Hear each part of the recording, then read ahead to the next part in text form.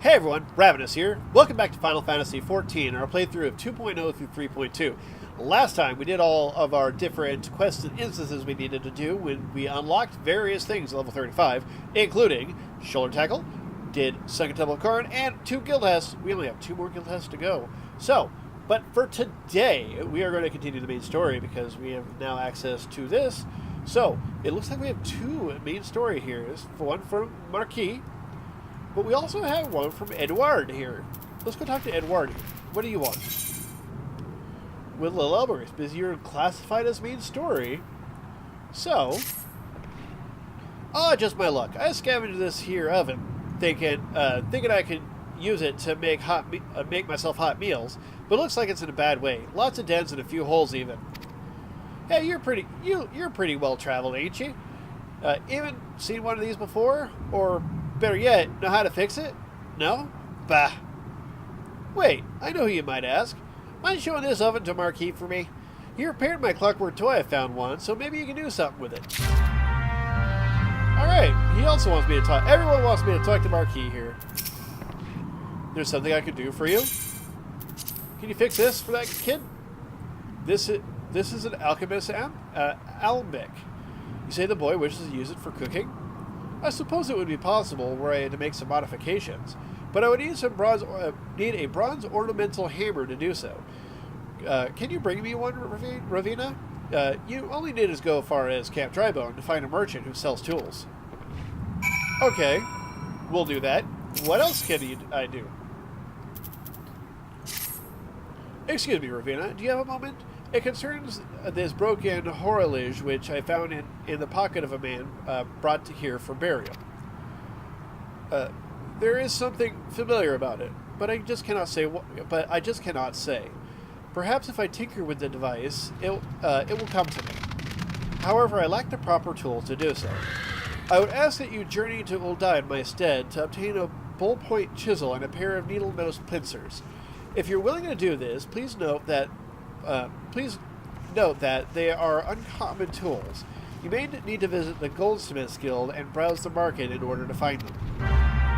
Okay, so I need to get crafting tools. Alright.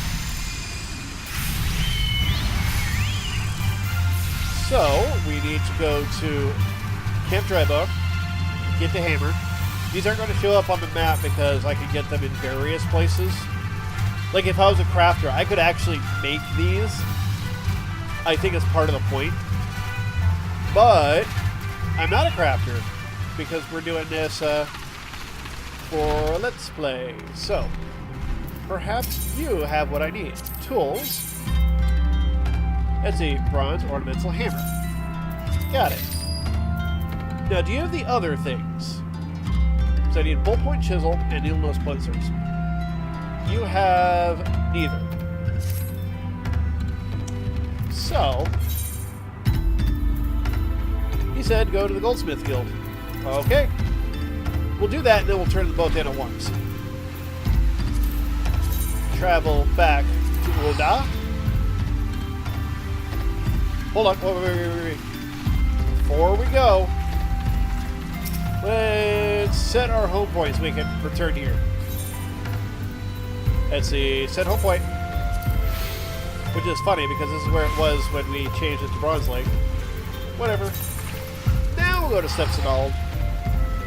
And back to the Goldsmith Guild. We were there last episode. We get to go there again. You know, if I had remembered that was the step, I might have picked up the quest, but you know what? Best to compartmentalize these. Words. Try to sound smart. Whether I'm successful or not, that's up to you guys. But, to the Goldsmith Guild. And we are here. Please tell me you have both.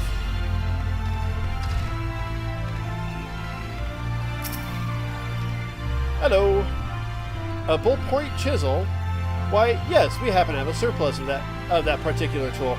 By all means, take one if you desire. An otter quest, if you don't mind me saying, is a very limited number of applications. Okay, needle nose pincers over at the market. Okay, so these aren't craftable ones like I thought they were, but it works out. Go to the market. The closest would be the Reavers Guild. I just have to go from there and then around. By the time this episode goes out, I've been saying that a lot these last couple episodes, but Stormblood will be out, and they will have added a Aetherite to the market area over here. You can see it shining. And then if we were then, I'd be much happier because I'd be recording Stormblood stuff while you guys are watching this as well. But I could teleport over here. You have something for me, don't you? Well, first let's talk to you. Welcome, welcome. What am I, a discerning... My word, did you say you need needle nose pincers? You must be a skilled craftsman indeed. Please take this pair as a gift. By the by, do you have a representation here at the exchange? If not, I would be most interested in discussing a partnership. You have a quest for later? Oh, desynthesis for crafting, so come back here for crafting stuff. You have a level 38 quest. Time heals all wounds, or so they say, or so say those who have never experienced true pain. More than 30 summers passed since I carried the standard of Darklight Raiders into Cutter's Cry. But not a day goes by that I don't see the faces of the friends that I lost that fateful day. Gerbald the Red and his loyal second, Arborest Stillwater. Simon the Sweet, always armed with a jab and a jest. And our ever ireful mage, Chiron Zebran, as quick to cast as he was to temper. Thormion Thousandgill, never has there lived a man with a tighter grip, be it on his sword or his coin, and let us not forget one Ilm Elson. Though it's hard to fathom now, what with all adventurers scampering about like rabbits in the spring, there was once a time when bands of mercenaries who were who the city-states turned to when in need of blade, and the Darklight Raiders being the biggest and best of the bands. Ishgardian-funded forays into hellish pits like the Auran Vale would earn us a king's ransom in a matter of days, though it only take a night of devil's play at the Mirage to see it gone from our purses. But so was the life of a raider, that is, until we took a job at Cutter's Cry. My brothers and I stood against herds of giant buffaloes on Umgaro, Sturble infestations on the Pearl, legions of cold-blooded Sahagin from the abyssal depths of the Indigo Deep, but none of that prepared us for the horrors that we would face in Hell's brood holes. None of it prepared for the Chimera. The bards will sing of the day. 7 of the realm's finest warriors set off into the bowels of that forsaken place, but only saw one return. Sibold the Stoic, spared by the beast so that he may warn all others who would be foolish enough to attempt to despoil the Chimera's lair. Ah, my apologies, but you did not come to hear the guilt-ridden ramblings of an old man. But if you have a moment, I was wondering if I could ask you a favor. The final wish of an ailing soul seeking peace with his past before departing on his journey through the 7 gates. In each of the 30 summers since escaping from the maws of that terrible beast, I have returned to his lair to pay proper respects to my fallen comrades. However, the years have finally caught up with old Sibold. Try as I might, no longer can these bones make the trek alone. If it is not too much to ask, would you travel to Cutter's Cry in my stead and place this bouquet of flowers upon the resting place of the Darklight Raiders? Why was he wordy? Can I not go an episode without talking to somebody who's super wordy? But what I can do is this will unlock the level 38 dungeon. We are not there yet, but we're 2 levels away. I can unlock it so that way when we do qualify, we can just go right inside. And it's not too far off the beaten path back to the church. So, we will go do that. So to do so, we just need head out the front gate and head north. Ugh. God damn it, these people are wordy. To keep up with all that. Ooh. They all wax poetic about everything. I just punch things. Can't it be that simple? Go somewhere, punch a thing, come back. That's what I like to do. But at least in this case, after I listen to him ramble on and on about his fallen friends, we can go there, place a bouquet, and be done. In fact, I don't think I need to turn everything in. We'll find out.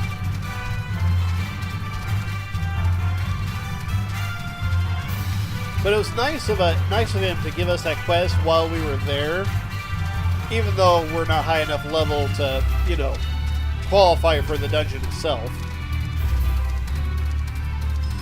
But Cutter's Cry is just up here. There is the station, Black Brush Station, I think. But yep. Yep.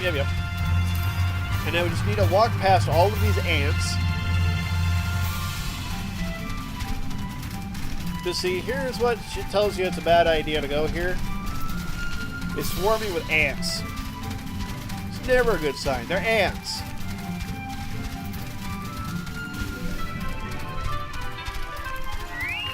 Alright. Place the bouquet.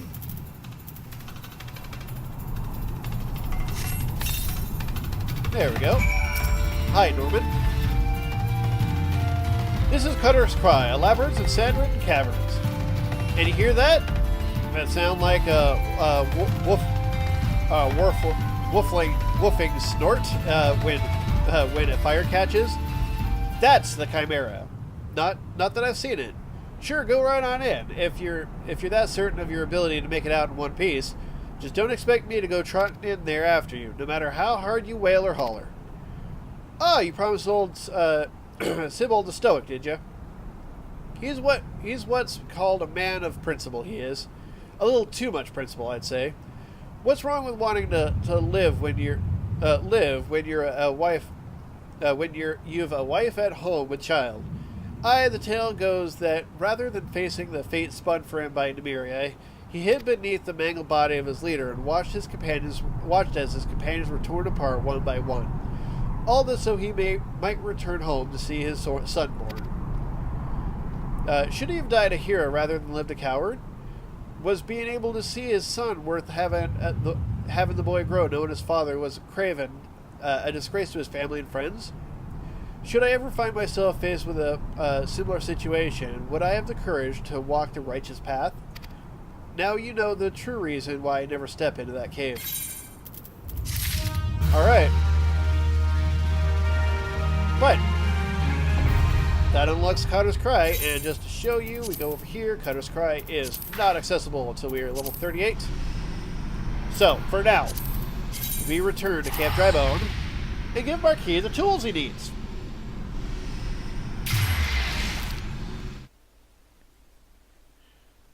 I'm not sure it's pronounced Marquis. It probably is. It looks like it would be. Better than Marquis. I've taken a little bit of French, so French names, you know, are more in my wheelhouse. I don't know if it's actually supposed to be French or not. It looks like a French name, in which case it would be Marquis.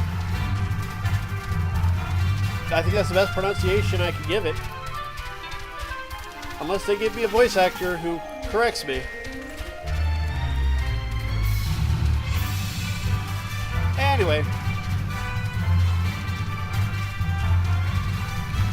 We are back. Alright.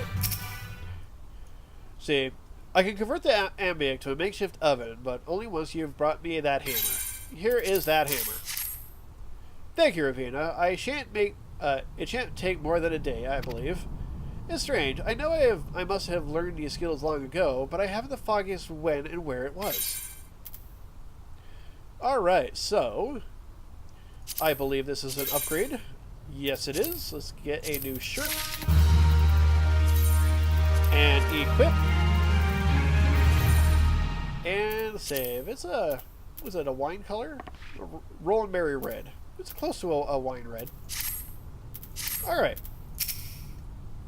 Have you brought the tools I requested? Yes, I have. There you go. And he'll give that to the kid, so... something occurs to me. Please wait here for a moment.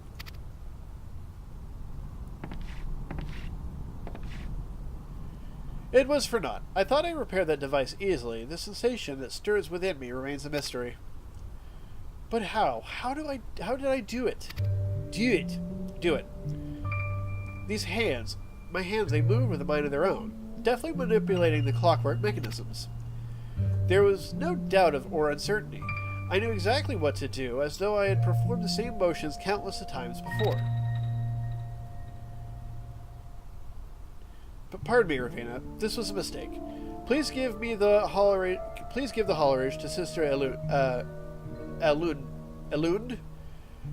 The man who once owned it is currently in her care. I think it best that it be returned to him. Okay.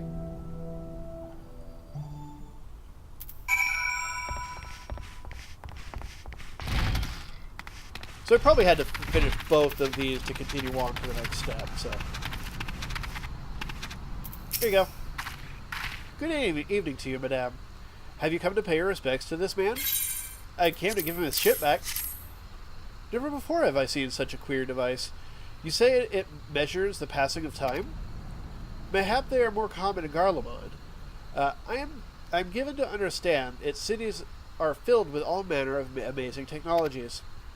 Marquis said it belonged to the deceased? Oh dear, you don't suppose that the owner might have been a Garlean spy? It may behoove us to notify the authorities in Camp Drybone. But mayhap more importantly, how did Marquis manage to repair this device? I knew he had a talent for the trades, but this goes far beyond mending fences or thatching roofs. Yeah, could he have been a Garlean spy to tell them where the Rising Sands were? Alright. Excuse me, Ravina. You don't know me, but I observed you assisting the priests with their work. I too would like to offer what succor I might. Since tending the lich yard in this heat can quickly sap one's energies, mayhap a restorative drink made combat fatigue would be ideal. Of course, Aqua de Sol. That would surely do the trick. To make it, I would need a freshly cut Bozo de Sol. I have not the skill at arms to slay a wild Sabatender del Sol, but you do, so you only need to go as far as the spring east of Camp Drybone. The beasts are often sighted in that vicinity. If you brought me one of their arms, I could make enough Aqua de Sol for everyone. As good with you that now when it's dark out and things are cooling because desert. Let's just go with that, besides the fact that, you know, time passes and the quest lines ignore the passing of time. So let's just go with, yeah, we're doing it now because it's cool, so people are okay now. But we need it before things get hot. Hot. Yeah, let's go with that. Anyway, we're about to fight again. So, Featherfoot save me! Yay, Featherfoot. Alright. We are here to punch Sabatenders. Another name for cactars. There you are!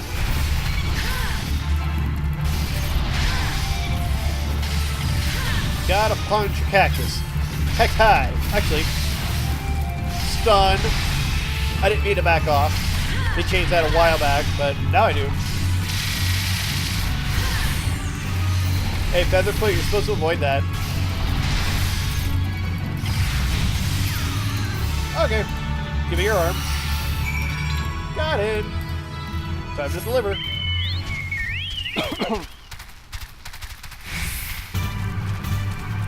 Just gotta take out one. So why I only take one arm? I should take two. It has two arms. Then you can make twice as much.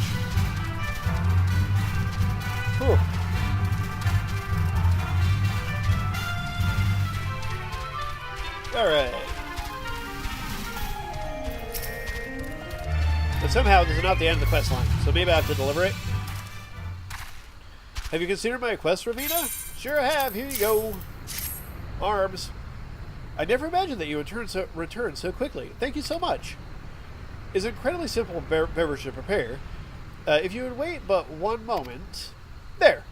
This should serve as a sample of... Wait, don't drink it. I mean, I was hoping you might give the first glass to Marquis on my behalf. Of course I intend to provide everyone with a glass eventually. It's just that Marquis is so... Well, surely you've noticed what a handsome man he is. Okay. Hopefully it's not poisonous. Here you go. Oh, Ravina, what is it? Aqua de Sol, water of the sun. For me? Thank you. It was perhaps the girl who... No, it couldn't have been her. I appreciate Ilkum's kind gesture, but Father Iliad is in far greater need of this juice. His work places great strain on his body and soul, yet he continues to neglect his health. Alright.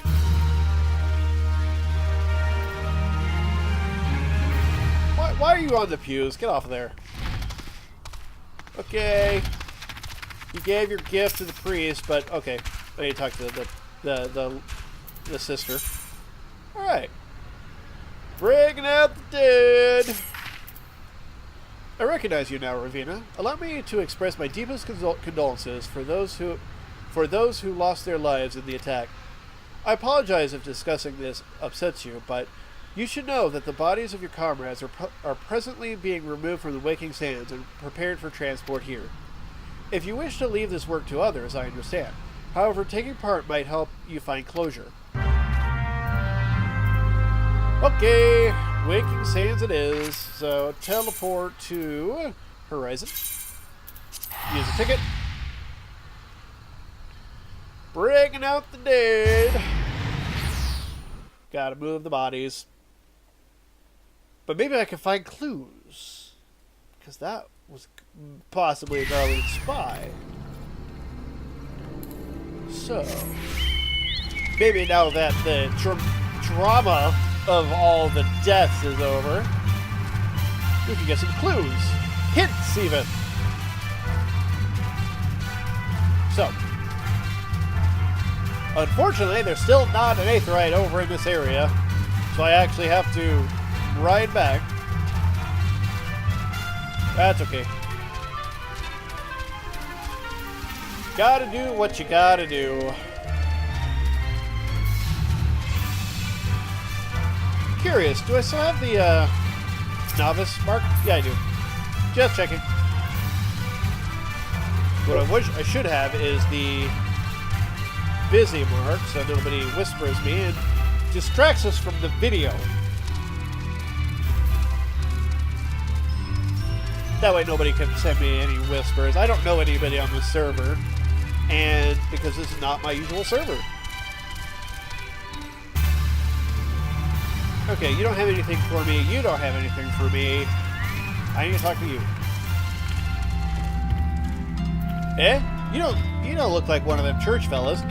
Not that I'll turn you away, no sir. As you can see, we have a pile of unidentified bodies over yonder. No one's come to claim them, so off to the lich yard to go.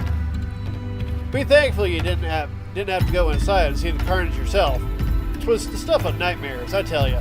God's damn Imperials.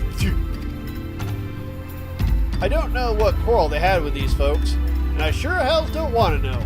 The sooner we put this behind us, the better. Say, ain't I seen you around here before? Or you just have one of them faces? Ah, never mind. Anyway, there's a carriage come to haul the bodies of the lich yard out by the east gate. There's only 8 left to load up, but seeing as I'm exhausted from carrying all the others, I have a mind to leave the remainder to you. Might want to cover your nose while you work. Some of these folks are starting to turn. Ick. Well, oh, you're there. Well, let's pick you up. I only recognize knocks there. As I act like you can see my mouse cursor. But no, the... Yep, I see the sylph. I recognize her. Pick up the bodies.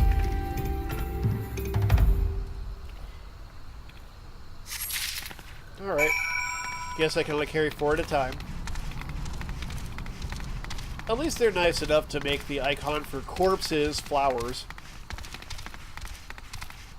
Rather than saying, you have 4 dead bodies in your inventory. Wow, you were here a second ago. What happened to the big fella? Ah, forget it. Just bring the next batch and toss them in the back. Ain't like they'll complain if you're rough. Well, ain't you a strong one? 4 in one trip. Reckon there's no need for me to lend a hand with the rest then. Because you're lazy. You're lazy. Man, things would be done faster if you guys would get off your asses and not have me do everything. Alright. Grab the bodies. Your turn.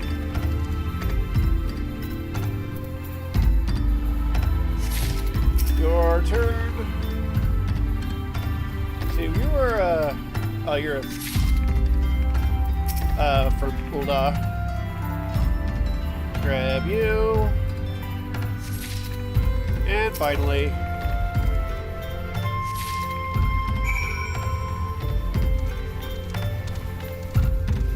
This is sad, because I actually know one of these bodies. That's sad. Oh well. Come on, come on. Let's finish this before I die of old age. 3 corpses and Neuraxia's corpse. That should be all of them. Thanks for the help.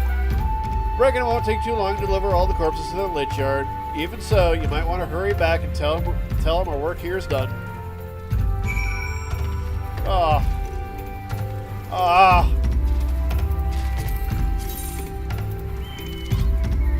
Okay, less than a minute. Let me say yes. Pay my respects to Neuraxia. Man, I hope that doesn't hit us in the diplomacy. What if I say no and try it again? There's still less than a minute. Oh, hurry up. Less than 30 seconds. You know what? This is... Well, I could teleport. But honestly, it's better than walking. And now I know that it actually updates itself, so... Alright, come on. Come on.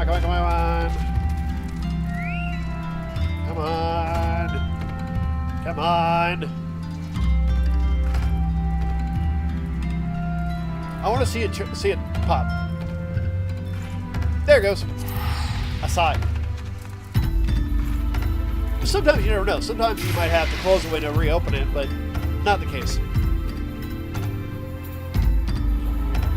Alright. We are back at Camp Drybone. Let's go turn this in. Let's say, hey, all the corpses are on their way. Last ones.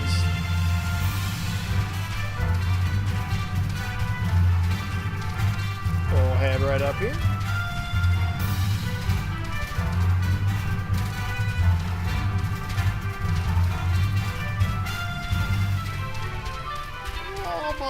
Almost there.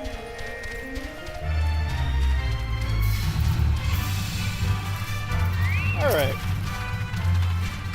Corpses are on their way. I see you decided to heed my advice. I pray that in doing so you found some small measure of peace. The first carriage from Vesterby arrived not long ago, and we have begun preparing your comrades for burial. I had a hand in the initial rites, and I would like to know that I would like you to know that for many, death came quickly. Rest assured that we will treat them with the utmost respect, and do everything we can to shepherd them to Thal's realm. Alright, well, let's get me some pants, which should be an upgrade. Alright.